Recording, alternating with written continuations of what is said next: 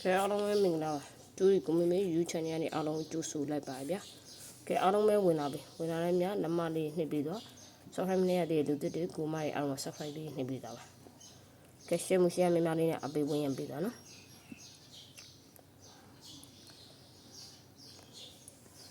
ခဲအားလုံးပဲ21ရက်နေ့နော်ဗုဒ္ဓဘုရားတနေ့ကုန်စားတဲ့ကိုအားလုံးပဲဝင်ယူမယ်နော်ကဲအားလုံးပဲဝင်လာနေနမလေးနှိပ်ပြီးတော့ subscribe နဲ့ရတဲ့လူတွေကိုမရဲ့အားလုံး subscribe လေးနှိပ်ပြီးတော့ like တစ်ချက် share တစ်ချက်ကူညီပေးသွားဒါမှလည်းအများမြင့်အများတွေ့အများပေါင်းမှာဖြစ်ပါနော်ကဲအားလုံးပဲဝင်လာပြီနော်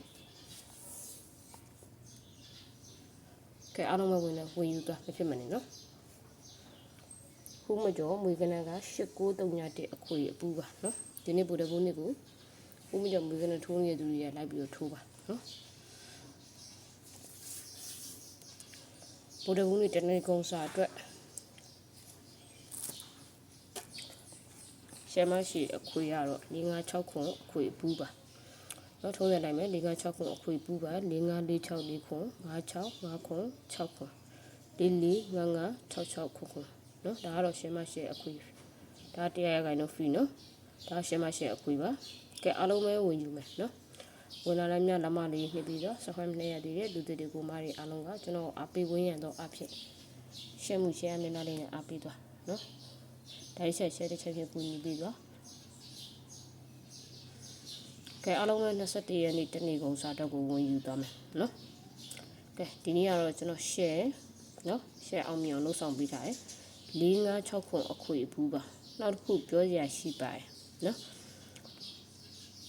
တနေ့နာနေ့ညနေဘက်က63ဆိုရဲ့ကနန်း9ပြိထွက်တယ်အင်္ဂါနေ့မနက်ပိုင်းက9နှစ်ဆိုရဲ့1ပြိထွက်တယ်ဒါကြောင့်ခွန်ဘရိတ်နော်ခွန်ဘရိတ်လိုက်ပြီးမွေးနေရဲဆိုတဲ့သူတွေကထွက်နော်ခွန်ဘရိတ်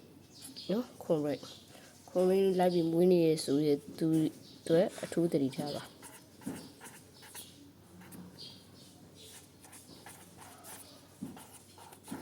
နော်